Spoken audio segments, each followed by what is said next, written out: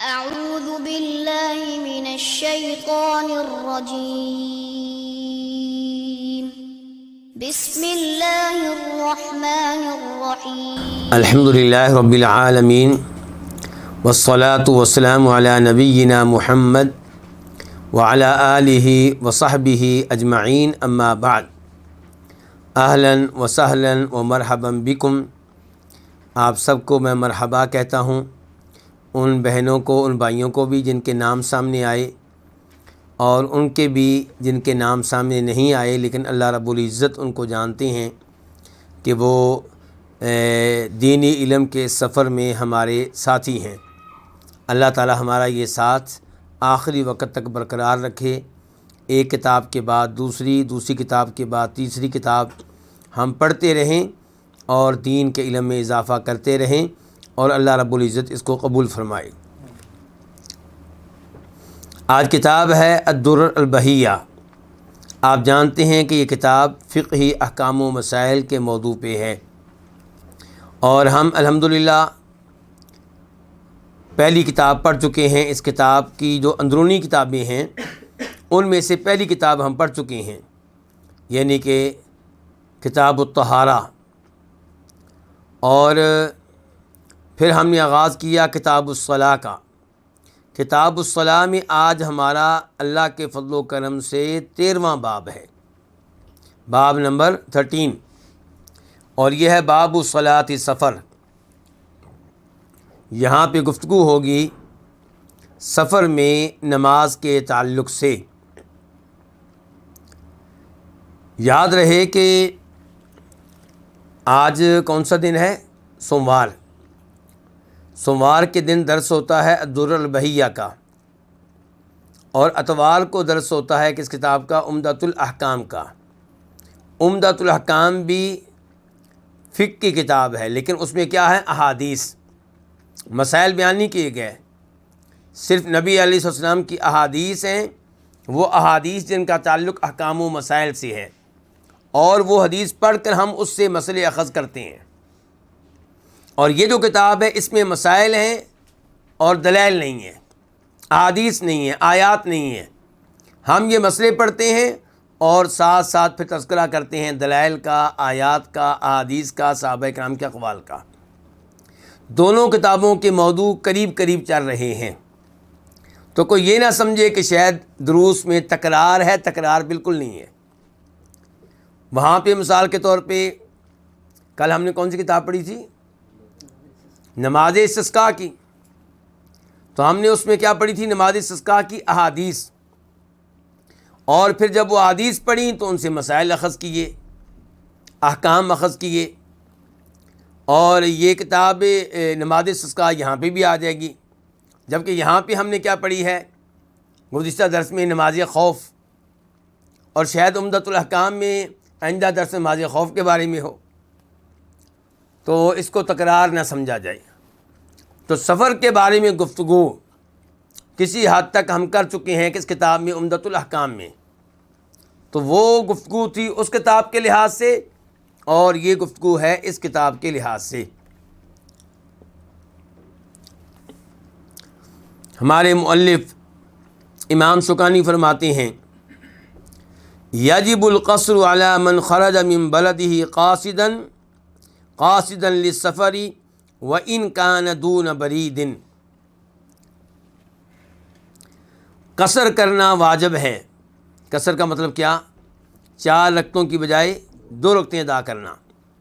کہتے ہیں قصر واجب ہے اس شخص پہ جو اپنے شہر سے نکل جائے۔ بڑے اہم الفاظ امام شوکانی کے، کہ اپنے شہر سے، اس کا مطلب یہ ہے کہ اگر آپ اپنے شہر میں ہیں، آپ کا شہر جتنا بھی بڑا ہو، چاہے اپنے شہر کے کونے سے دوسرے کونے تک جانے میں آپ کو 2 گھنٹے لگ جائیں، چاہے 3 گھنٹے لگتے ہوں، آپ قصر نہیں کریں گے، کیونکہ آپ نے سفر کیا ہی نہیں، آپ تو اپنے شہر میں ہیں۔ اور اپنے شہر میں ایک جگہ سے دوسری جگہ جانے والے کو کوئی بھی مسافر نہیں مانتا۔ تو کہہ رہے ہیں قصر واجب ہے اس شخص پہ جو نکل جائے اپنے شہر سے۔ نکلے کس نیت سے؟ قاصدا للسفر، سفر کی نیت سے، سفر کا قصد کرتے ہوئے. وَإِنْ كَانَ دُونَ بَرِيدٍ، اگرچہ یہ سفر ایک برید سے کم ہو، اگرچہ یہ سفر ایک برید سے کم ہو. یہ تھی عبارت امام شوکانی رحمہ اللہ کی، اور میں جانتا ہوں کہ اس میں کئی مسائل اور کئی باتیں سمجھنے والی ہیں. نمبر ایک، برید کس کو کہتے ہیں؟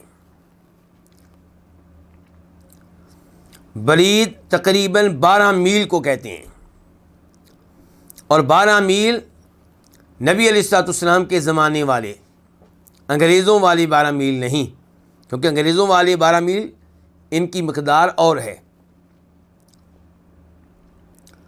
یہ 12 میل برابر ہیں تقریباً 23 کلومیٹر کے، 23.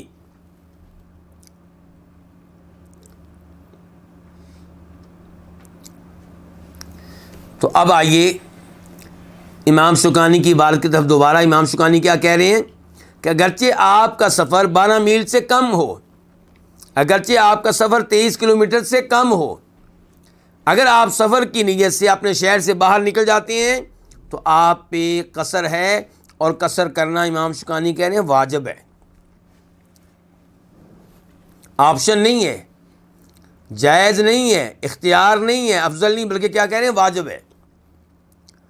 تو پہلے نمبر پہ یہاں پہ یہ یاد رکھیے کہ سفر میں قصر کرنا، اس کا حکم کیا ہے، اس میں اختلاف ہے. پہلا قول امام مالک، امام شافعی، امام احمد کا ہے کہ سفر میں قصر کرنا جائز بلکہ افضل ہے، لیکن واجب نہیں ہے.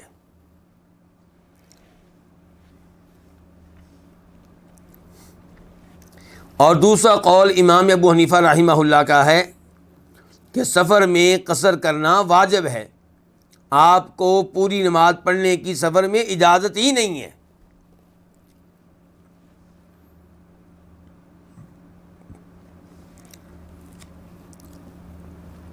امام شوکانی نے ان دو اقوال میں سے کون سے قول کو اختیار کیا ہے؟ جی انس بھائی. امام حنیفہ رحمہ اللہ والے قول کو، ان کے واجب ہے. تو سوال پیدا ہوگا کہ امام شوکانی کے دلائل کیا ہیں؟ کون سے وہ دلائل ہیں جن کے پیش نظر انہوں نے سفر میں قصر کرنے کو واجب قرار دے دیا ہے؟ گویا کہ واجب ہے کہ آپ ظہر کی نماز 4 کی بجائے 2 پڑھیں. ایک آدمی کہتا ہے نہیں جی میں 4 پڑھنا چاہتا ہوں، میں زیادہ سجدے کروں گا، میں زیادہ رکوع کروں گا، میری عبادت میں زیادہ دعائیں پڑھنے کا موقع ملے گا، فاتحہ 2 کی بجائے 4 بار پڑھنے کا موقع ملے گا. لیکن امام حنیفہ کہتے ہیں، امام شوکانی کہتے ہیں کہ نہیں، آپ پہ واجب ہے کہ آپ نماز کو قصر کریں. دلائل، یہ دلائل کن کے پیش کرنے لگا ہوں؟ جو کہتے ہیں کہ سفر میں قصر کرنا واجب ہے. پہلی دلیل وہ حدیث ہے جسے امام بخاری اور امام مسلم روایت کرتے ہیں. بخاری شریف میں اس کا نمبر ہے 3935، 3935، اور مسلم شریف میں اس کا نمبر ہے 685، 685. عن عائشہ رضی اللہ عنہا قالت، سیدہ عائشہ رضی اللہ عنہ سے روایت ہے، وہ کہتی ہیں فرضت الصلاۃ رکعتین، کہ نماز فرض کی گئی کتنی رکعتیں؟ 2 رکعتیں. نماز فرض کی گئی تو کتنی رکعتیں تھیں؟ 2 رکعتیں تھیں. ثم ہاجر النبی صلی اللہ علیہ وسلم، پھر نبی علیہ السلام نے ہجرت کی. ففرضت 4، تو کتنی فرض کی گئیں؟ 4. وترکت صلاۃ السفر علی الاولی، اور سفر کی نماز کو پہلی حالت پہ ہی برقرار رکھا گیا. کیا مطلب ہے؟ کہ جب نماز فرض ہوئی تھی 2 رکعتیں تھیں، سفر میں بھی 2، حضر میں بھی 2. لیکن بعد میں کیا کیا گیا؟ حضر کی نماز میں اضافہ کیا گیا، ظہر کی رکعتیں 2 کی بجائے 4 ہو گئیں، عصر کی 2 کی بجائے 4 ہو گئیں، عشاء کی 2 کی بجائے 4 ہو گئیں، اور سفر کی نماز وہیں 2 رکعتیں رہیں۔ تو سیدہ عائشہ کے الفاظ یہ بتا رہے ہیں کہ سفر کی نماز ہے ہی 2 رکعتیں، یعنی کہ ایسا نہیں ہے کہ 4 ہوں اور پھر آپ سے کہا گیا ہو کہ آپ 2 پڑھ سکتے ہیں، بلکہ سفر کی نماز کتنی ہے؟ 2۔ تو اس سے پتہ چلا کہ قصر کرنا واجب ہے۔ امام شوکانی اپنی دوسری کتاب میں فرماتے ہیں کہ اس حدیث سے پتہ چلا کہ سفر کی نماز اپنی اصل پہ برقرار ہے۔ اصل کیا تھی؟ 2 رکعتیں۔ کہتے ہیں فمن اتم، جو 2 کی بجائے 4 پڑھے، فکأنہ، تو وہ ایسے ہی ہے کہ صلی فی الحضری، گویا کہ اس نے حضر میں 2 رکعتوں والی نماز 4 رکعتیں پڑھ ڈالیں۔ یعنی کہ اگر کوئی آدمی فجر کی نماز، فرض نماز 2 کی بجائے 4 پڑھے تو کیا آپ اس کو گنجائش دیں گے؟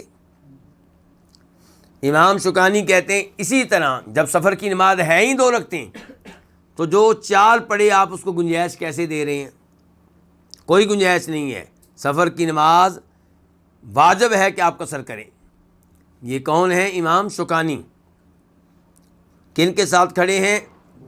امام ابو حنیفہ کے ساتھ۔ اور اس لیے نہیں کہ امام ابو حنیفہ رحمہ اللہ سے ان کو پیار ہے تو اس لیے نہیں، امام شوکانی رحمہ اللہ سارے علماء کرام کو مانتے ہیں انشاءاللہ وہ، لیکن مراد یہ کہ وہ سمجھتے ہیں کہ حدیث سے یہی معلوم ہوتا ہے۔ اور امام شوکانی کو چونکہ علماء اہل حدیث میں سے شمار کیا جاتا ہے، تو وہ یہاں پہ امام ابو حنیفہ رحمہ اللہ والے موقف کے ساتھ کھڑے ہیں۔ اس سے پتہ چلا کہ اہل حدیث علماء حق کے ساتھ ہوتے ہیں، ان کو امام ابو حنیفہ رحمہ اللہ سے کوئی عداوت نہیں ہے، کوئی بغض نہیں ہے، کوئی دشمنی نہیں ہے۔ جہاں پہ امام ابو حنیفہ رحمہ اللہ کا موقف دلائل کے مطابق ہوگا، وہ امام ابو حنیفہ رحمہ اللہ کے ساتھ کھڑے ہوں گے۔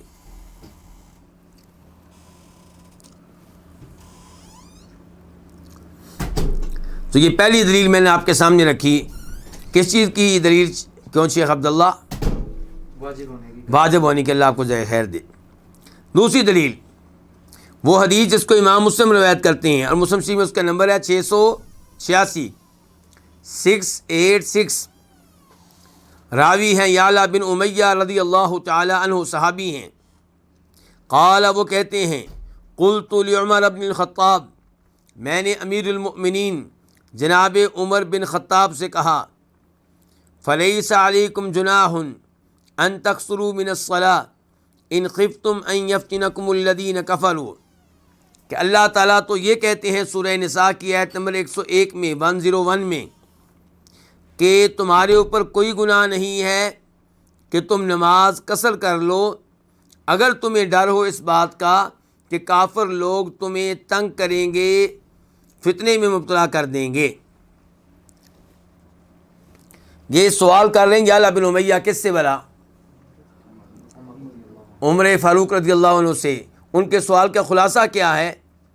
خلاصہ یہ کہ اللہ تعالیٰ کہہ رہے ہیں کہ وَإِذَا ضَرَبْتُمْ فِي الْأَرْضِ، جب تم زمین میں چلو یعنی کہ سفر کرو، فَلَيْسَ عَلَيْكُمْ جُنَاحٌ أَن تَقْصُرُوا مِنَ الصَّلَاةِ، تو نماز قصر کرنے میں کوئی حرج نہیں ہے، کر سکتے ہو، لیکن ایک شرط ہے۔ شرط یہ ہے کہ اس سفر میں دشمن کا کیا ہو؟ ان خفتم ان یفتنکم الذین کفروا، دشمن کا خوف ہو۔ اس کا مطلب یہ ہے کہ قصر کرنے کی اجازت اس کے لیے ہے جو سفر کے دوران دشمن کی طرف سے خوف میں مبتلا ہو، کفار کی طرف سے خوف میں مبتلا ہو۔ اس کا مفہوم مخالف کیا نکلا شیخ اسماعیل؟ کہ جو آدمی حالت امن میں سفر کر رہا ہے اس کو قصر کرنے کی اجازت نہیں ہے۔ یہ سوال لے کر یعلا بن امیہ آئے ہیں کس کے پاس؟ اور کہنا چاہتے ہیں کہ اب تو ہم پرامن ہیں، ہمیں کوئی دشمن کا خوف نہیں۔ عمر فاروق رضی اللہ عنہ سے کہہ رہے ہیں آپ کی حکومت ہے، یہاں میں کس کا خطرہ ہے؟ اب کفار کو ہمارا ڈر ہو سکتا ہے، ہمیں ان کا کوئی ڈر نہیں ہے۔ آج ہم سفر میں قصر کیوں کرتے ہیں جبکہ اللہ نے قصر کرنے کی اجازت مشروط دی تھی؟ کس کو دی تھی؟ جو خوف کی حالت میں ہو. تو آئیے اب سوال سمجھتے ہیں ان کا. کہتے ہیں یہ ایت پیش کی یعنی کہ یعلا بن امیہ نے، جس ایت سے لگ رہا ہے کہ قصر کرنے کی اجازت اس مسافر کو ہے جو حالت خوف میں ہو. کہنے لگے فقط امین الناس، اب تو لوگ امن میں ہیں، کوئی ڈر نہیں، کوئی خوف نہیں ہے. فقال، تو کہنے لگے کون؟ عمر فاروق رضی اللہ تعالیٰ عنہ، عجبت مما عجبت منہ یا اللہ، جیسے تجھے تعجب ہوا ہے مجھے بھی بڑا تعجب ہوا تھا کہ ہم کیوں قصر کرتے ہیں سفر کی حالت میں جب کہ خوف نہ ہو. اللہ نے تو کہا تھا کہ خوف ہو تو قصر کرنے کی اجازت ہے. تو مجھے بھی تعجب ہوا تھا، تو میں بھی یہ سوال لے کے حاضر ہوا تھا. کس کے پاس؟ نبی علیہ الصلوۃ والسلام کے پاس. تو سوال لے کر پھر کن کے پاس آنا چاہیے؟ اہل علم کے پاس آئیں، اہل علم کے پاس آئیں. کہتے ہیں فسألت رسول اللہ صلی اللہ علیہ وسلم عن ذلک، تو میں نے اس بارے میں سوال کیا نبی علیہ الصلوۃ والسلام سے. فقال، تو آپ نے کہا تھا صدقۃ، یہ صدقہ ہے، تصدق اللہ بہا علیکم، جو اللہ نے تم پہ کیا ہے. یعنی کہ اللہ نے قصر کرنے کی اجازت دی تھی مشروط، کہ اگر آپ خوف کی حالت میں ہیں تو تب آپ سفر میں قصر کر سکتے ہیں. لیکن پھر اللہ نے مہربانی کر دی، صدقہ کر دیا، یعنی کہ خوف نہ ہو تب بھی قصر کرنے کی اجازت دے دی. تو فاقبلوا صدقتہ، تو اللہ کے اس صدقہ کو قبول کرو، اللہ کی اس رخصت کو قبول کرو. یہ حدیث امام مسلم روایت کرتے ہیں، اور اس حدیث کو دلیل بنایا ہے ان علماء کرام نے جن کا یہ موقف ہے کہ قصر میں سفر میں نماز قصر کرنا کیا ہے؟ واجب ہے، واجب ہے. اس کو دلیل انہوں نے بنایا ہے. لیکن یہ دوسرے موقف کی بھی دلیل بنتی ہے، یہ دلیل ان کی بھی بنتی ہے جو کہتے ہیں کہ سفر میں قصر کرنا افضل ہے لیکن واجب کیوں؟ کیونکہ آیت میں کیا ہے کہ فلیس علیکم جناح، اگر آپ قصر کرتے ہیں تو اس میں کوئی حرج نہیں ہے، اس میں کوئی حرج، اس کا مطلب ہے کہ قصر کرنا پھر واجب نہیں رہا. اور پھر یہ کہ اللہ نے صدقہ کیا ہے، اللہ کا صدقہ قبول کرو، اللہ کی گویا کہ یہ رخصت ہے، تو رخصت قبول نہ کریں تو اس کی گنجائش ہے.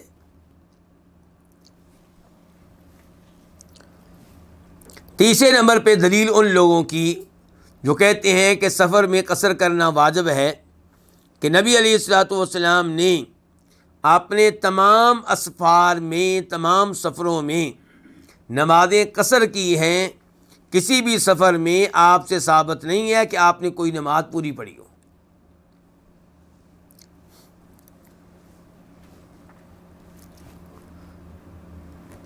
اچھا جی، اب ان علماء کرام کی طرف چلتے ہیں جو کہتے ہیں کہ سفر میں قصر کرنا افضل ہے لیکن واجب نہیں ہے.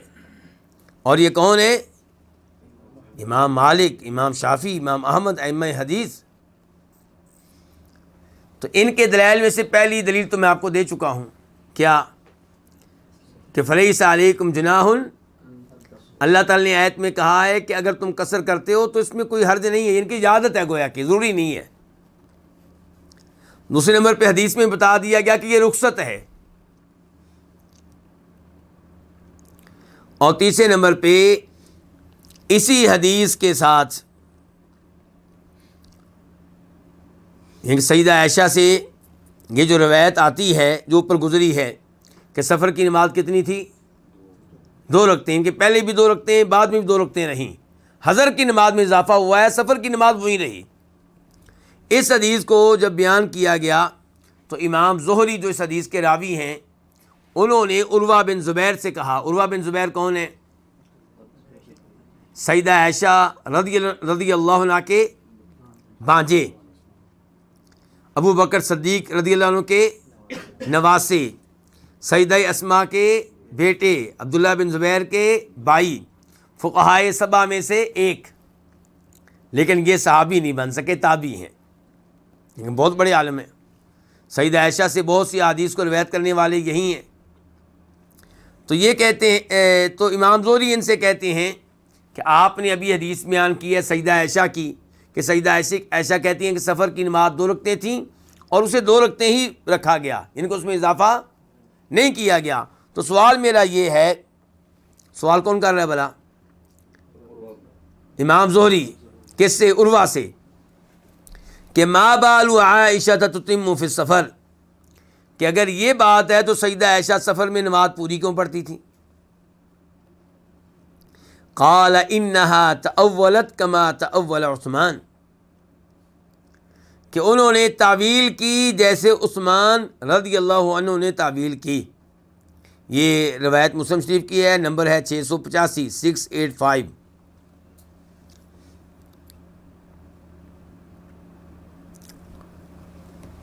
تو کیا پتہ چلا کہ سیدہ عائشہ پھر سفر میں نماز پوری پڑھتی تھی یا نہیں پڑھتی تھی؟ پڑھتی تھی۔ اس کا مطلب یہ ہے کہ سفر میں نماز پوری پڑھنے کی گنجائش ہے۔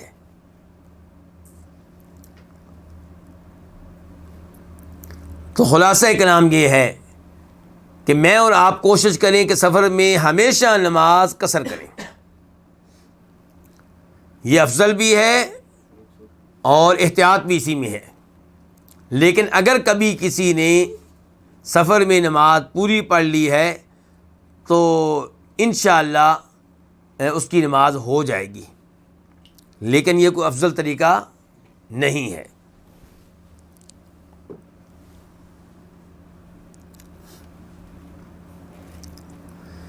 تو امام شوکانی کیا کہہ رہے ہیں جی؟ پہلے مسئلے میں، آج کے پہلے مسئلے میں، کہ قصر کرنا واجب ہے اس شخص پہ جو اپنے شہر سے نکل جائے، شہر کی آبادی سے اور شہر کی جو متصل آبادی ہے اس سے نکل جائے۔ نکلے کیوں؟ قاصداً للسفر، سفر کا قصد کرتے ہوئے، سفر کی نیت کرتے ہوئے۔ وَإِنْ كَانَ دُونَ بَرِيدٍ، اگرچہ اس کا سفر ایک برید سے کم ہو۔ ایک برید کے بارے میں بات ہو چکی ہے، کتنے میل ہے؟ 12 میل، اور کلومیٹر کے لحاظ سے 23 کلومیٹر 23۔ اچھا جی، اب مسئلہ یہ ہے کہ علماء اہل حدیث عام طور پہ کون سا موقف رکھتے ہیں؟ یہی کون سا؟ یعنی کہ وہ موقف رکھتے ہیں 9 میل والا۔ کون سا موقف رکھتے ہیں؟ 9 میل والا۔ 9 میل کا مطلب یہ ہے کہ وہ کہنا چاہتے ہیں کہ اگر آپ اپنے شہر سے نکل جائیں، شہر کی آبادی ختم ہو جائے، اور جس شہر میں آپ نے جانا ہے اس کی آبادی شروع ہونے تک، آپ کے شہر کی آبادی ختم ہونے سے لے کر جس شہر میں جانا ہے اس کی آبادی شروع ہونے تک اگر فاصلہ 9 میل یا اس سے زیادہ کا ہے تو آپ قصر کر سکتے ہیں، اس سے کم ہو تو آپ قصر نہیں کر سکتے۔ اور امام شوکانی کہہ رہے ہیں جناب آپ اس سے کم ہو تب بھی قصر کر سکتے ہیں۔ فرق سمجھ آ گیا؟ امام شوکانی کا موقف ہے کون سا پھر؟ امام شوکانی کا اصل میں موقف ہے امام ابن تیمیہ رحمہ اللہ والا۔ وہ کیا؟ میں نے آپ کو بتایا تھا پہلے بھی، عمدۃ الاحکام میں گفتگو ہو چکی ہے کہ ان کا موقف یہ ہے کہ ہر وہ سفر جس کو آپ کا عرف، آپ کا معاشرہ، آپ کے زمانے کے عقل مند لوگ سفر مانتے ہیں، اس میں آپ قصر کر سکتے ہیں، کیونکہ شریعت نے قصر کرنے کا تعلق سفر کے ساتھ جوڑا ہے، اور شریعت نے سفر کی تحدید باقاعدہ طور پہ نہیں کی۔ یعنی کہ ایسا نہیں ہے کہ خود نبی علیہ السلام نے بول کر کہا ہو کہ اتنا سفر ہوگا تو آپ کو قصر کرنے کی اجازت ہے، اس سے کم ہوگا تو آپ کو قصر کرنے کی اجازت نہیں ہے۔ ایسی کوئی حد بندی آپ نے بیان نہیں کی، ایسی کوئی مقدار آپ نے بیان نہیں کی۔ لوگوں نے آپ کے سفروں سے اندازے لگائے ہیں، لیکن آپ نے باقاعدہ کوئی یہ چیز بیان کی ہو تو ایسا نہیں ہے۔ تو امام تیمیہ کا موقف کیا ہے پھر؟ کہ جس کو آپ کا عرف سفر مانتا ہے اس میں آپ قصر کریں گے۔ میں نے مثال پہلے بھی دی تھی، دوبارہ دے رہا ہوں، جدہ کی، مکہ سے جدہ کسی زمانے میں مکہ سے جدہ یہ بہت بڑا سفر تھا، اس کی باقاعدہ تیاری کی جاتی تھی کہ جناب آج ابا جی کہاں جا رہے ہیں؟ جی جدہ جا رہے ہیں، اور بیگم صاحبہ ان کے لیے تیار کر رہی ہیں زاد راہ، کھانا وغیرہ جو سفر کے لحاظ سے مناسب ہو۔ لیکن آج اگر کوئی آدمی مکہ سے جدہ کے لیے نکلے اور بچے بار بتا رہے ابا جی سفر پہ جا رہے ہیں، تو بچوں کے دوست ان کو کیا کہیں گے؟ بیوقوف کہیں گے، جدہ میں جا رہے ہیں، یہ کوئی سفر ہے؟ حالات کے مطابق، معاشرے کے مطابق سفر کی مدت تبدیل ہوتی رہے گی۔ جس کو کسی زمانے میں سفر مانا جاتا تھا اس کو آج سفر نہیں مانا جاتا، اور جب یہ سہولتیں ختم ہو جائیں گی، دوبارہ سے ہم اسی زمانے میں چلے جائیں گے، تو پھر دوبارہ سے مکہ سے جدہ جانے کو کیا مانا جائے گا؟ سفر مانا جائے گا۔ تو گویا کہ اس معاملے میں عرف کی طرف دیکھا جائے گا کہ آپ کا عرف، آپ کا معاشرہ، آپ کے زمانے کے عقل مند لوگ کس کو سفر کہتے ہیں، کس کو سفر نہیں کہتے۔ فاصلہ جو بھی ہو، فاصلہ جو بھی ہو۔ البتہ علماء اہل حدیث کتنا کہتے ہیں آپ کو بتا چکا ہوں، 9 میل، اور 9 میل کا حساب جو علماء اہل حدیث میں سے کئی ایک نے بتایا ہے، جو میرے ذہن میں ہے، وہ 22 کلومیٹر، 21 کلومیٹر، 23 کلومیٹر یہی کچھ ہے۔ اچھا، اب آئیں باقی علماء کرام کیا کہتے ہیں۔ تو امام شافعی، امام احمد کا موقف ہے 48 میل کا، 48 میل، اور یہ مساوی ہیں، یہ برابر ہیں تقریباً 85 کلومیٹر کے، 85۔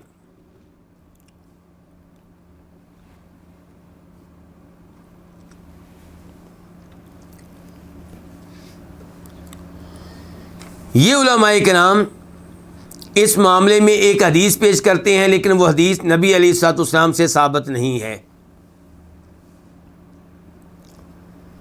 اس لیے آپ کے پاس 2 آپشن ہیں اب، یا تو آپ امام ابن تیمیہ رحمہ اللہ والا موقف اختیار کر لیں، اور ان کا موقف اس لیے اختیار کریں کہ دلائل ان کے کافی مضبوط ہیں۔ اس لیے اختیار نہیں کرنا کہ ابن تیمیہ نے کہا ہے، اس لیے اختیار کرنا ہے کہ امام تیمیہ کے دلائل کافی مضبوط ہیں۔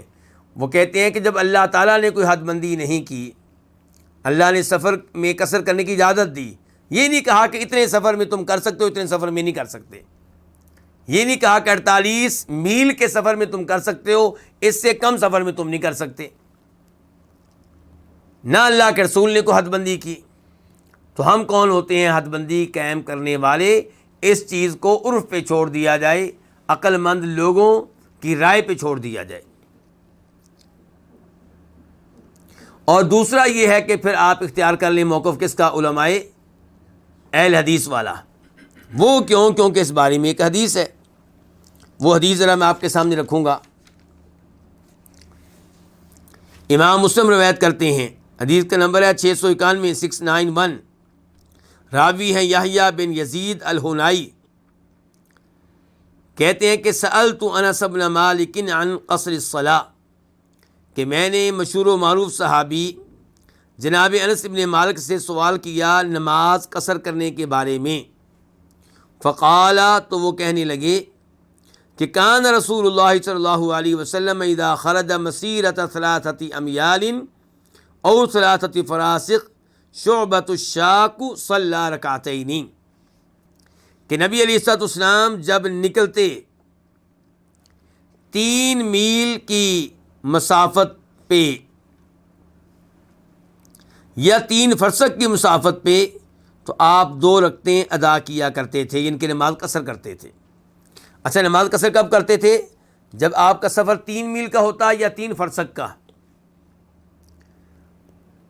شعبہ جو اس حدیث کو روایت کرنے والے ہیں، شعبہ بن حجاج الواسطی امیر المؤمنین فی الحدیث، ان کو شک ہو گیا ہے کہ میرے استاد نے جب مجھے حدیث بتائی تھی تو حدیث میں انہوں نے الفاظ 3 میل کے کہے تھے یا 3 فرسخ کے۔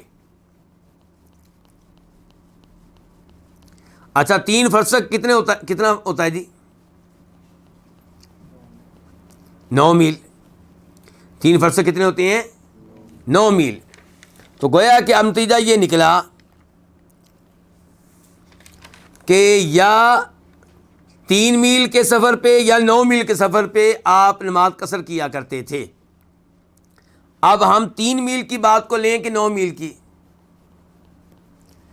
3 میل کی بات کو لیں، اور ہو سکتا ہے حدیث 9 میل کی ہو، اور 3 میل کی بات لے کر ہم 3 میل پہ قصر کرنا شروع کر دیں، 4 میل پہ قصر کرنا شروع کر دیں، 5 میل پہ قصر کرنا شروع کر دیں، جبکہ ممکن ہے حدیث 9 میل والی ہو. یہ تو راوی کو شک ہو گیا ہے. تو علماء کرام نے کہا ہم 9 میل کی بات لے لیتے ہیں تاکہ شک سے باہر نکل جائیں. یا 3 میل حدیث ہے یا 9 میل کی، تو 9 میل لے لیں گے، پھر تو کسی کو اعتراض نہیں ہونا چاہیے نا. یعنی کہ ہم کہہ رہے ہیں کہ لوگ قصر نہ کریں 3 میل پہ، نہ 4 میل پہ، نہ 5 میل پہ، نہ 6 میل پہ، نہ 7 میل پہ، نہ 8 میل پہ، بلکہ قصر کریں 9 میل پہ. تو اس میں کیا ہوگی؟ احتیاط ہوگی. تو اس کا مطلب یہ ہے کہ 9 میل کا اگر سفر ہو تو آپ قصر کر سکتے ہیں. اور 9 میل کا اندازہ جو علماء اہل حدیث سے میں نے سنا ہے، وہ کوئی کہتے ہیں 21 کلومیٹر، کوئی 22 کلومیٹر، اور کوئی 23 کلومیٹر.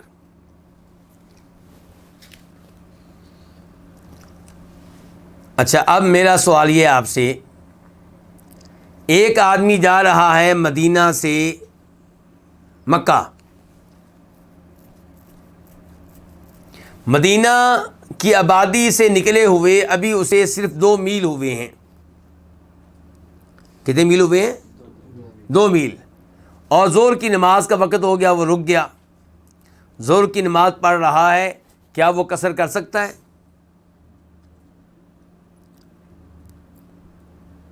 جی امام شوکانی کے نزدیک تو کر سکتے ہیں، انہوں نے تو.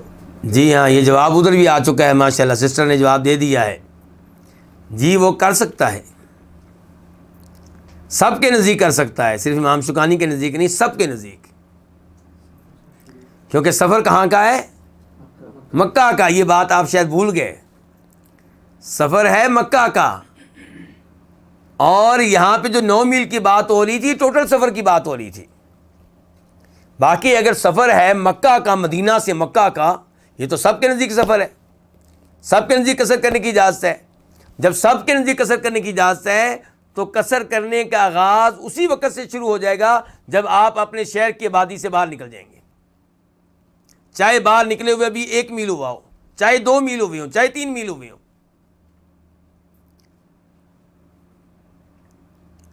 مسئلہ واضح علماء کرام. تو یہ جو 9 میل کا بھی ہم گفتگو کر رہے تھے، اس کا مطلب یہ تھا کہ علماء اہل حدیث کہتے ہیں کہ ٹوٹل سفر کم از کم 9 میل کا ہو، یعنی کہ 22-23 کلومیٹر کا، تو اس سفر میں آپ کو قصر کرنے کی اجازت ہے، چاہے سفر شروع کیے ہوئے ابھی 1 میل گزرا ہو. واضح ہوگی بات؟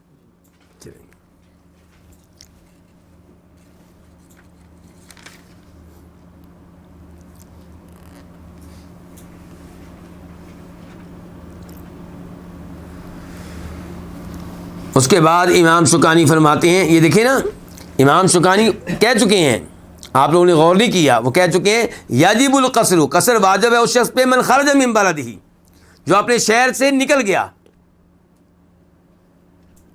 جو اپنے شہر سے نکل گیا، چاہے نکلے ہوئے اسے ابھی 1 میل ہوا ہو.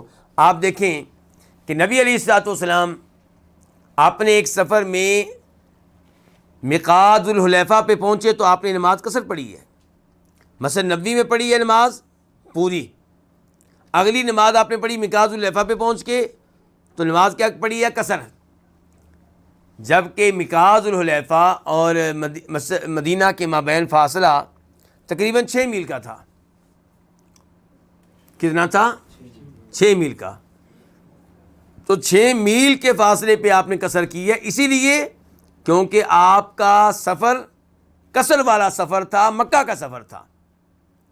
اور جب آپ میقات الحلیفہ پہ نماز پڑھ رہے ہیں تو مدینہ شہر کی آبادی ختم ہو چکی ہے، سفر کا باقاعدہ آغاز ہو چکا ہے، تو آپ نے نماز قصر کی ہے.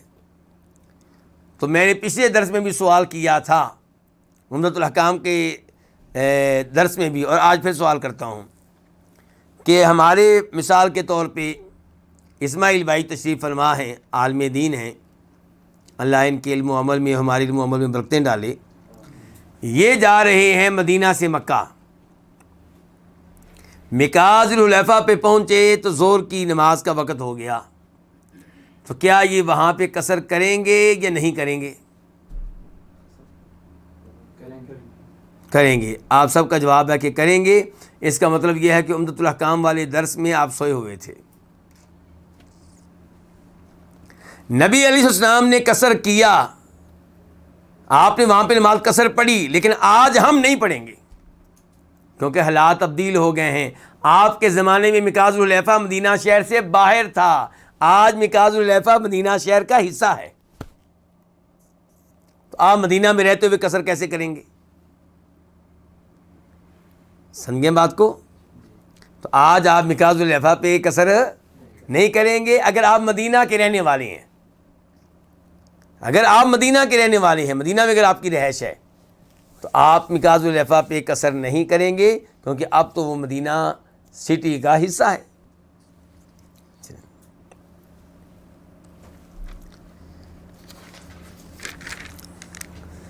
وَإِذَا أَقَامَ بِبَلَدٍ مُتَرَدِّدًا قَصَرَ إِلَىٰ 20 يَوْمًا ثُمَّ يُتِمُّ. جب وہ قیام کرے، وہ کون؟ وہ مسافر. جب وہ قیام کرے ببلدٍ کسی شہر میں، متردداً اس حال میں کہ وہ متردد ہو. کیا مطلب متردد ہو؟ پتہ نہیں ہے کہ کب نکلنا ہے، شاید آج نکل جاؤں، شاید کل نکل جاؤں، شاید آج نکل جاؤں، شاید کل نکل جاؤں. یعنی کہ اس کو پہلے سے پتہ نہیں کہ کتنے دن اس شہر میں رہے گا. روزانہ سوچتا ہے کہ میں نے کل نکلنا ہے، کل میرا کام ہو جائے گا، کل میں نکل جانا ہے، لیکن کام نہیں ہوتا. پھر کہتا ہے کل ہو جائے گا تو کل ہی میں نکل جاؤں گا، پھر نہیں ہوتا. پھر کہتا ہے کل آئندہ کل ہو جائے گا اور میں نکل جاؤں گا، پھر بھی کام نہیں ہو رہا. تو جب کوئی کسی شہر میں قیام کرے اس حال میں کہ وہ کیا ہو، متردد ہو، تو قاصر الی 20 یومن، تو وہ نماز قصر پڑے گا 20 دن تک. ثم یتم، اس کے بعد وہ نماز پوری پڑے گا. کیا دلیل ہے جی 20 دن کی؟ پہلے ہم امام شوکانی کی دلیل کی طرف آتے ہیں، پھر ہم دیکھیں گے کہ امام شوکانی کے موقف سے ہمیں اتفاق ہے یا نہیں ہے. حدیث ہے جابر بن عبداللہ کی، امام ابو داؤد اس کو روایت کرتے ہیں، نمبر ہے 1235 1235، کہ اقام رسول اللہ صلی اللہ علیہ وسلم بتبوک 20 یوما یقصر الصلاۃ، کہ نبی علیہ الصلوۃ والسلام نے تبوک میں 20 دن قیام کیا اور 20 دن آپ نماز قصر کرتے رہے.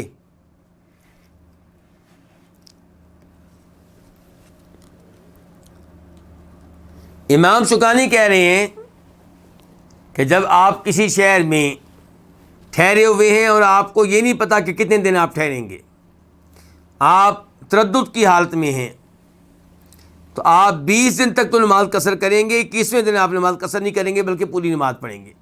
دلیل انہوں نے اس حدیث کو بنایا، جابر بن عبداللہ کی حدیث کو. ہمارا سوال امام شوکانی سے ہے، امام صاحب جابر بن عبداللہ کی حدیث میں کیا یہ بات آئی ہے کہ اگر آپ 21ویں دن ٹھہرتے تو آپ نے نماز پوری پڑھنی تھی؟ تو صحیح بات یہ ہے کہ بطور متردد آپ کسی شہر میں 6 مہینے بھی رہیں گے تو آپ نماز قصر کریں گے، جبکہ آپ کیا ہیں؟ متردد ہیں. مسافر تو ہیں، بطور مسافر کسی شہر میں ٹھہرے ہوئے ہیں اور متردد ہیں،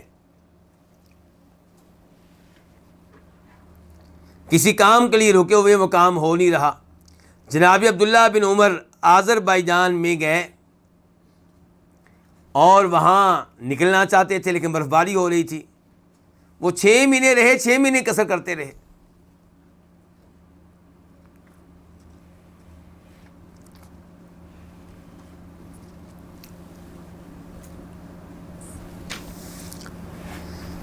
اس کے بعد فرماتے ہیں امام شوکانی رحمہ اللہ، وَإِذَا عَزَمَ عَلَىٰ إِقَامَةِ 4 أَتَمَّ بَعْدَهَا، اور جب کوئی پختہ عزم کر لے 4 راتیں ٹھہرنے کا، 4 راتیں قیام کرنے کا عزم کر لے، اتم بعدہا، تو ان کے بعد نماز کو کیا کرے گا؟ مکمل پڑھے گا، پوری نماز پڑھے گا۔ اس کی کیا دلیل ہے جی؟ اس کی کیا دلیل ہے؟ یہ 4 دن کا معاملہ کہاں سے آ گیا امام شوکانی صاحب؟ تو اصل میں امام شوکانی نے دیکھا ہے نبی علیہ الصلوۃ والسلام کے زندگی کے ایک واقعے کی طرف، اور وہ کیا ہے کہ آپ جب حج پہ آئے تھے مدینہ سے مکہ، حج پہ آئے تو کس طریقے کو پہنچے تھے مکہ؟ یاد ہے آپ میں سے کسی کو؟ 4 تاریخ کو۔ کس مہینے کی 4 تاریخ؟ ذی الحجہ کی 4 تاریخ۔ ذی الحجہ کی 4 تاریخ کو آپ پہنچے صبح، تو آپ نے نمازیں قصر کی 4 تاریخ کو، 5 تاریخ کو، پھر 6 تاریخ کو، پھر 7 تاریخ کو۔ کتنے دن ہو گئے؟ 4۔ اور 8 کی فجر کی نماز پڑھ کے آپ مکہ سے مینا چلے گئے تھے۔ آئے کب تھے؟ صبح۔ تو آپ کے ٹوٹل دن جو بنتے ہیں 4 دن ہی بنتے ہیں، 5 نہیں بنتے۔ کتنے بنتے ہیں؟ 4۔ تو 4 دن آپ نے نماز کیا کی ہے؟ قصر کی ہے۔ تو یہاں سے امام شوکانی نے یہ مسئلہ لیا کہ اگر 4 دن کا قیام ہو تو کیا کرے گا؟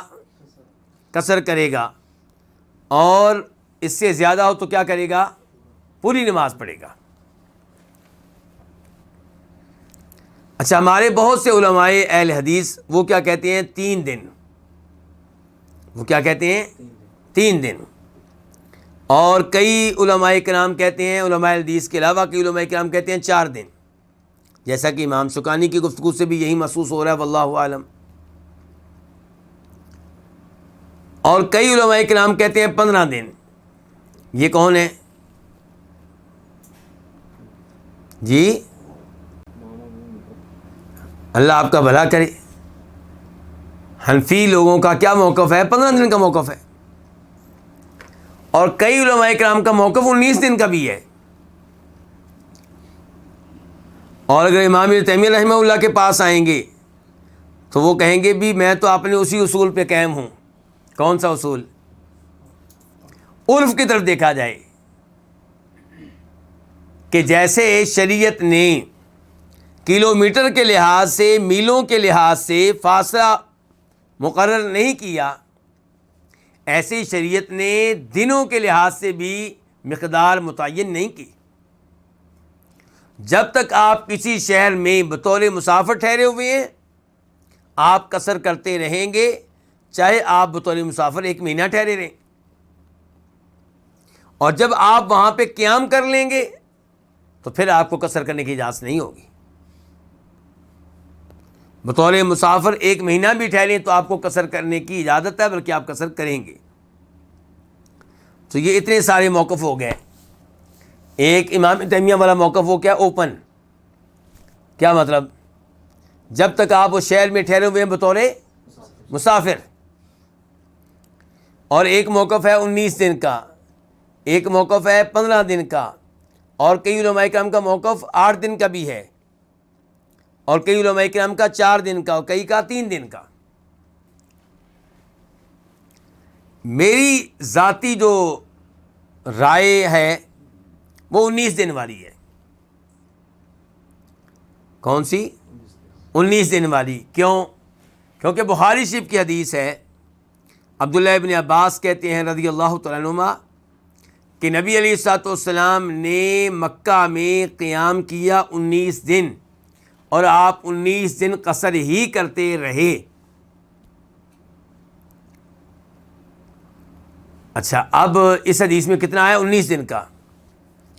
اور تبوک والی حدیث میں کتنے دن کا آیا تھا؟ 20 دن کا۔ تو اب ہمارا سوال ہے 19 دن والوں سے، اور اس میں میں بھی ہوں 19 دن والا، کہ اگر آپ 19 دن کا قول لیتے تو 20 کا کیوں نہیں لیتے؟ پھر اگر مکہ میں آپ نے 19 دن قیام کیا ہے اور قصر کرتے رہے ہیں تو تبوک میں آپ 20 دن قصر کرتے رہے ہیں. تو جواب اس کا یہ ہے کہ 19 دن والی جو حدیث ہے وہ بخاری شریف کی ہے، راوی اس کے عبداللہ بن عباس ہیں، اور حدیث کے بعد ان کا تبصرہ وہ بڑا زبردست ہے. حدیث بیان کرنے کے بعد عبداللہ بن عباس کا تبصرہ، وہ کہتے ہیں کہ اس کے بعد، ان کے اس واقعے کے بعد، مکہ والے اس واقعے کے بعد، 19 دن والے واقعے کے بعد، جب ہم سفر کرتے تھے 19 دن کا تو ہم نماز قصر کرتے تھے، اور جب ہم سفر کرتے تھے کہیں قیام کرتے تھے 19 دن سے زیادہ تو ہم پوری نماز پڑھتے تھے. اس کا مطلب یہ ہے کہ 19 دن کی مدت کو صحابہ کرام نے، عبداللہ بن عباس اور ان کے ساتھیوں کی ایک جماعت نے بطور قصر کی مدت کے لیا ہے. تو اس لیے عبداللہ بن عباس اور ان صحابہ کرام کو دیکھ کے ہمیں حوصلہ ملتا ہے کہ ہم بھی اسی قول کو لے لیں. لیکن جو ابن تیمیہ رحمہ اللہ کا قول ہے میں اس کا مخالف نہیں ہوں، کیونکہ 19 دن آپ نے قصر کیا مکہ میں. اگر مجھ سے کوئی یہ کہے کہ اس حدیث میں یہ کہاں پہ آیا کہ اگر آپ 20 دن رکتے تو آپ نے قصر نہیں کرنا تھا، تو میرے پاس کوئی جواب نہیں ہوگا اس کا. لیکن عبداللہ بن عباس کی بات جو ہے وہ بڑی مضبوط ہے. ویسے وہ کہتے ہیں کہ ہم صحابہ کرام، تو اس کا مطلب یہ ہے کہ صحابہ کرام کی ایک جماعت عبداللہ بن عباس کے ساتھ ہے اس حدیث کو قصر کی مدت کے طور پہ لینے کے معاملے میں. اس لیے میں ذاتی طور پہ 19 دن والی حدیث پہ عمل کرتا ہوں. لیکن میں مسجد نبوی کے دروس میں بھی کہا کرتا تھا، جب بھی سفر کے بارے میں، سفر میں نماز کے بارے میں سوال آیا کرتے تھے، اور وہاں پہ یہ سوال تقریباً روز ہی آیا کرتا تھا، کیونکہ حاجی لوگ کون ہوتے تھے؟ مسافر. تو میں جواب دیتے ہوئے عام طور پہ آغاز اسی گفتگو سے کیا کرتا تھا کہ سفر کے مسائل میں اختلاف کی گنجائش موجود ہے، یہاں دوسرے پہ سختی نہیں کرنی چاہیے، کیونکہ اللہ تعالیٰ نے، نبی علیہ السلام نے بذات خود سفر کے مسائل میں تحدید نہیں کی، نہ کلومیٹر کے لحاظ سے نہ دنوں کے لحاظ سے. البتہ علماء کرام نے آپ کی زندگی کے واقعات کو دیکھ کر حد بندی کی ہے، تحدید کی ہے، مقدار متعین کی ہے. کوئی حرج نہیں اگر آپ ان اقوال میں سے کوئی قول لیتے ہیں، تقلید کے طور پہ نہ لیں، دلیل کے اوپر مطمئن ہو تو لیں. جیسے میں مطمئن ہوں 19 والی حدیث پہ، لیکن دوسروں پہ انکار نہیں کروں گا، اعتراض نہیں کروں گا، کیونکہ سفر کے مسائل میں اختلاف کی گنجائش موجود ہے. تو اگر کسی نے یہ موقف اپنا رکھا ہے کہ میرے نزدیک کوئی آدمی جب تک کسی شہر میں بطور مسافر ٹھہرا ہوا وہ قصر کر سکتا ہے، تو میں اس کے اوپر کوئی اعتراض نہیں کروں گا.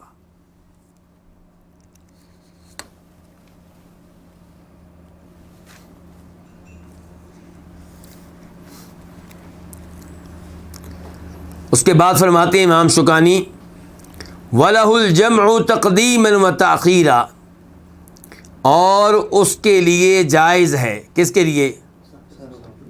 دیکھیں قصر کرنے کے بارے میں امام شوکانی نے کیا کہا تھا؟ یاجیبو، قصر کرنا کیا ہے؟ واجب ہے. اور یہاں نماز جمع کرنی سفر میں، اس کے بارے میں کیا کہہ رہے ہیں؟ جائز ہے. کیونکہ یہاں پہ یہ نہیں کہا علیہ، بلکہ کیا کہا ہے؟ لہو. لہو کا مطلب ہے کہ اس کے لیے جائز ہے. اگر وہ کہتے ہیں نا علیہ، تو پھر امام شوکانی کی گفتگو کا مطلب یہ ہوتا کہ جمع کرنا بھی واجب ہے. جبکہ یہی موقف ٹھیک ہے جو امام شوکانی بیان کر رہے ہیں کہ قصر کرنا اگرچہ کئی علماء کرام کے نزدیک واجب ہے، اور جو واجب نہیں کہتے وہ بھی کہتے ہیں واجب کے قریب قریب ہے، وہ بھی کہتے ہیں افضل ہے. لیکن نمازوں کو جمع کرنا سفر میں، اس کو نہ واجب کہا جائے گا اور افضل کہنا بھی مشکل ہے. تو اس کے بارے میں یہی الفاظ مناسب ہے کہ یہ جائز ہے، یہ رخصت ہے. یہ کیا ہے؟ رخصت ہے. تو کہتے ہیں وَلَهُ الْجَمْعُ، اور اس کے لیے جائز ہے مسافر کے لیے الجمع، جمع کرنا، دو نمازوں کو جمع کرنا. کون سی دو نمازیں جمع ہو سکتی ہیں؟ ظہر عصر کے ساتھ، یعنی کہ یا تو ظہر کے وقت میں آپ ظہر کی نماز پہلے پڑھیں پھر عصر کی، اس کو کہیں گے جمع تقدیم۔ کیا مطلب؟ ایک نماز کو وقت پہ پڑھا گیا اور دوسری کو اس کے وقت سے پہلے پڑھا گیا، تقدیم۔ اور دوسرا یہ ہے کہ آپ ظہر کی نماز کو لیٹ کر دیں اور عصر کے وقت آپ رکیں اور آپ پہلے ظہر کی نماز پڑھیں عصر کے وقت میں، تو ظہر کی نماز لیٹ ہو گئی نا، اور عصر کی نماز اس کے وقت پہ پڑھیں گے تو اس کو کہیں گے جمع تاخیر۔ تو ظہر اور عصر کی نمازوں کو آپس میں جمع کر سکتے ہیں، ایسے ہی مغرب عشاء کی نمازوں کو آپس میں جمع کر سکتے ہیں۔ یا تو مغرب کے وقت آپ کہیں پہ رکیں اور مغرب کے وقت میں پہلے مغرب کی نماز پڑھیں پھر عشاء کی، اس کو کہیں گے جمع تقدیم۔ اور یا پھر آپ مغرب کے وقت نہ رکیں، چلتے رہیں، سفر جاری رکھیں اور عشاء کے وقت کہیں پہ رکیں اور پہلے آپ مغرب کی نماز پڑھیں بعد میں عشاء کی، اس کو کہیں گے جمع تاخیر۔ اور فجر کی نماز کو کس نماز کے ساتھ جمع کر سکتے ہیں؟ ظہر کے ساتھ کہ عشاء کے ساتھ؟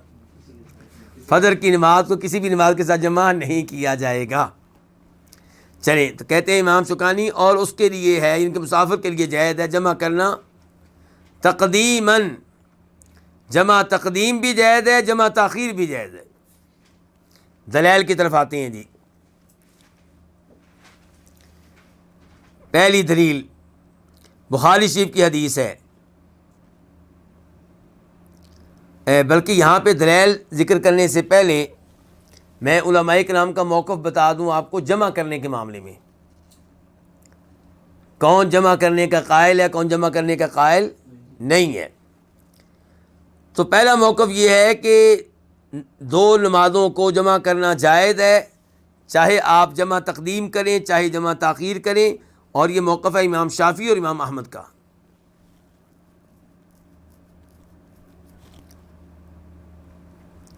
دوسرا موقف یہ ہے کہ دو نمازوں کو کبھی بھی جمع کرنے کی اجازت نہیں ہے،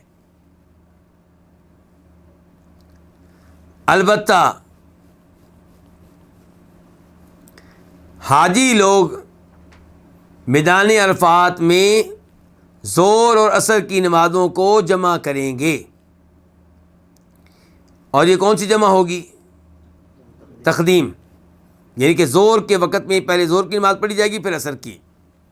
اور اسی طرح مزدلفہ کی رات دو نمازوں کو جمع کیا جائے گا، یعنی کہ مغرب اور عشاء کو، یعنی کہ یہ جمع کون سی ہوگی؟ جمع تاخیر۔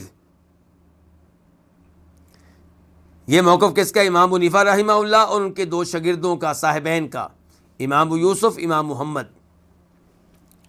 تو اسے پتہ چلا کہ امام ابو حنیفہ رحمہ اللہ اور حنفی لوگ نمازوں کو جمع کرنے کے قائل نہیں ہیں۔ بس زندگی میں اگر آپ حج پہ گئے ہیں تو میدان عرفات میں ظہر عصر کی نماز کو جمع کرنے کا مزہ چکھ سکیں گے، اور پھر اسی رات کو آپ مزدلفہ میں مغرب عشاء کی نماز کو جمع کرنے کا مزہ چکھ سکیں گے۔ اس کے علاوہ پوری زندگی آپ دو نمازوں کو جمع کرنے کے مزے سے محروم رہیں گے۔ تو سوال پیدا ہوتا ہے کہ جن احادیث میں آتا ہے کہ اللہ کے رسول جمع کرتے تھے ان کا کیا کریں گے؟ تو حنفی لوگ کہتے ہیں کہ ان کا معاملہ آسان ہے، اس سے مراد ہم لیں گے جمع سوری۔ سوری کا مطلب کیا؟ کہ بظاہر جمع ہے حقیقت میں جمع نہیں ہے۔ یہ کہنا چاہتے ہیں کہ ان احادیث کی تعویل کریں گے۔ تعویل کیا کریں گے؟ کہ آپ یوں کرتے تھے کہ ظہر کی نماز کو آپ لیٹ کر دیتے، اور ظہر کی نماز کے جو آخری 10 منٹ ہوتے، آخری 15 منٹ ہوتے، آخری 20 منٹ ہوتے،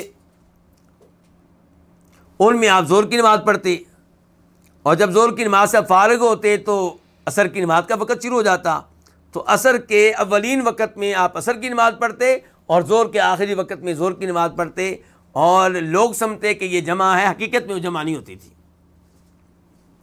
کیونکہ ہر نماز کو اس کے وقت میں پڑھا گیا ہے۔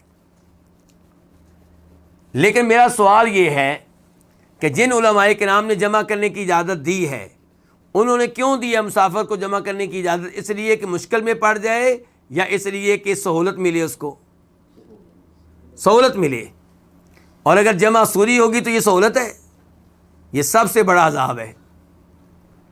یعنی کہ یہ دیکھنا گھڑی، سورج کب کون سا وقت ظہر کا آخری وقت ہے اور کون سا وقت عصر کا پہلا وقت ہے، یہ تو عام آدمی مصیبت میں پڑ جائے گا.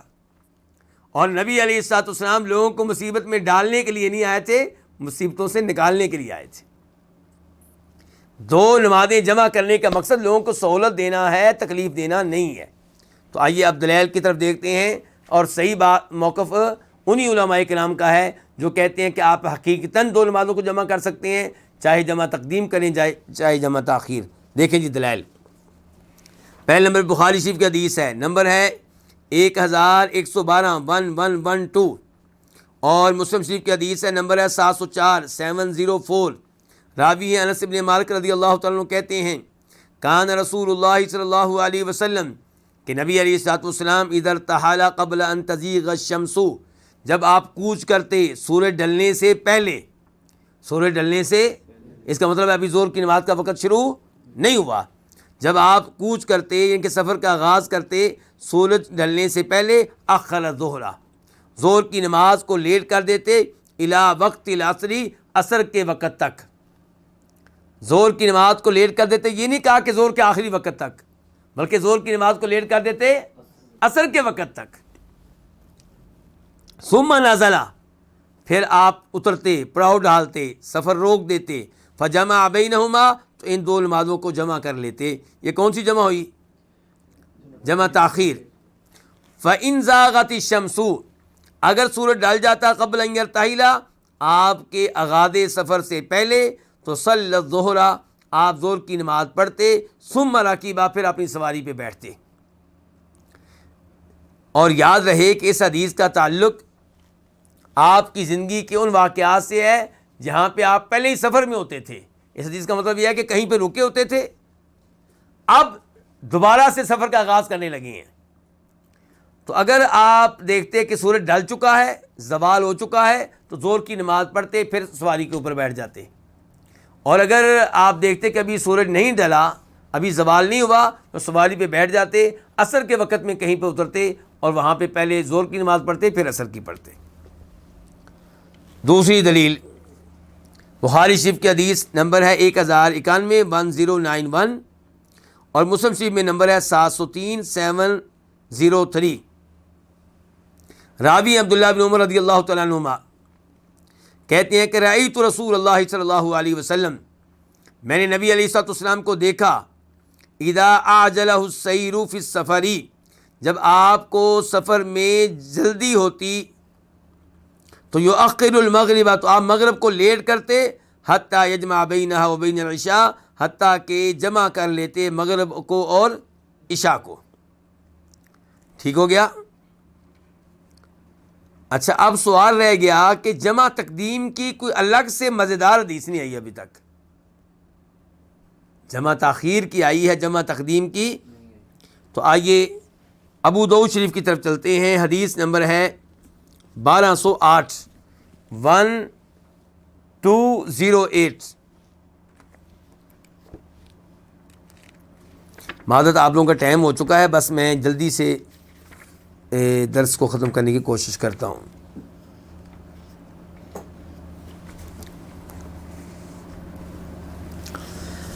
یہ جی معاذ بن جبل کہتے ہیں کہ ان رسول اللہ صلی اللہ علیہ وسلم کان فی غزوۃ تبوک، کہ آپ غزوہ تبوک میں اذا زاغت الشمس قبل ان یرتحل، جب سورج ڈھل جاتا آپ کے کوچ کرنے سے پہلے، جمع بین الظہر والعصر، آپ ظہر عصر کی نمازوں کو جمع کرتے. وَإِن يَرْتَحِلْ قَبْلَ أَن تَزِيغَ الشَّمْسُ، اور اگر آپ سفر کا آغاز کرتے سورج ڈھلنے سے پہلے، أَخَّرَ الظُّهْرَ حَتَّى يَنزِلَ الْعَصْرِ، ظہر کی نماز کو لیٹ کرتے یہاں تک کہ آپ پڑاؤ ڈالتے عصر کی نماز کے لیے. وَفِي الْمَغْرِبِ مِثْلُ ذَلِكَ، اور مغرب میں بھی اسی طرح کرتے. إِنْ غَابَتِ الشَّمْسُ قَبْلَ أَن يَرْتَحِلْ، اگر سورج ڈوب جاتا آپ کے سفر شروع کرنے سے پہلے، تو جمع بین المغرب والعشاء، تو آپ جمع کرتے مغرب اور عشاء کو. یہ جمع کون سی ہوئی ہے؟ تقدیم. سورج غروب ہو چکا ہے تو آپ مغرب و عشاء کو جمع کرتے، جمع تقدیم ہوئی ہے. وَإِن يَرْتَحِلْ قَبْلَ أَن تَغِيبَ الشَّمْسُ، اور اگر آپ سفر کا آغاز کرتے سورج غروب شمس سے پہلے، تو أَخَّرَ الْمَغْرِبَ، تو مغرب کی نماز کو لیٹ کرتے حتیٰ ینزل العشاء، یہاں تک کہ عشاء کی نماز کے لیے اترتے، تو پھر ان دو نمازوں کو جمع کرتے۔ یہ کون سی ہوئی جمع؟ تاخیر۔ تو دونوں کا آ گیا۔ یہ حدیث کا نمبر تھا 1208 1208، اور یہی حدیث 1220 یہی راوی ہیں وہاں پہ بھی معاذ بن جبل، اور اسی معاملے کا تذکرہ وہاں پہ کرتے ہیں۔ تو بس نمبر دو مختلف ہیں، حدیث ایک ہی ہے، تو بہرحال جمع تقدیم بھی ثابت ہوگی، جمع تاخیر بھی۔ اب آخری مسئلہ آج کے درس کا چھوٹا سا، کہتے ہیں کہ جمع کرنی جائز ہے، جمع تقدیم بھی جمع تاخیر بھی، بِأَذَانٍ وَإِقَامَتَيْنِ، ایک اذان دو اقامتوں کے ساتھ۔ جب دو نمازیں جمع کر رہے ہیں تو دو اذانیں نہیں دیں گے بلکہ ایک اذان اور دو اقامتیں۔ دلیل کیا ہے؟ یہ مسلم شریف کی حدیث ہے، نمبر ہے 1218 1218، حدیث جابر ہے۔ اس میں نبی علیہ الصلوۃ والسلام کا واقعہ بیان کرتے ہوئے کہتے ہیں کہ ثم اذن، پھر آپ نے اذان دلوائی، ثم اقام، پھر آپ نے اقامت کہلوائی، فصلی الظہر، تو آپ نے ظہر کی نماز پڑھائی۔ اور یہ تذکرہ ہو رہا ہے میدان عرفات کا۔ کہاں کا تذکرہ ہو رہا ہے؟ میدان عرفات کا۔ ظہر کی نماز پڑھائی، ثم اقام، پھر آپ نے اقامت کہلوائی، فصلی العصر، تو آپ نے عصر کی نماز پڑھائی، ولم یصلی بینہما شیئا، اور ان کے درمیان میں آپ نے کوئی نماز نہیں پڑھی۔ تو پتہ چلا کہ ایک اذان دی گئی، دو اقامتیں کہی گئیں، ظہر عصر کی نماز کو جب جمع کیا گیا تو اس انداز سے جمع کیا جائے۔ اللہ تعالی ہمیں سفر کے مسائل کو صحیح معنوں میں سمجھنے کی توفیق عنایت فرمائے۔ اللہ تعالی ہمارے علم و عمل میں برکتیں ڈالے۔ اللہ آپ سب کو جزائے خیر دے کہ آپ ایسے دروس میں حاضر ہوتے ہیں۔ اللہ تعالی علم کے ساتھ مجھے اور آپ سب کو مستحکم رکھے۔ وصلی اللہ تعالی علی نبینا محمد وعلی آلہ وصحبہ اجمعین۔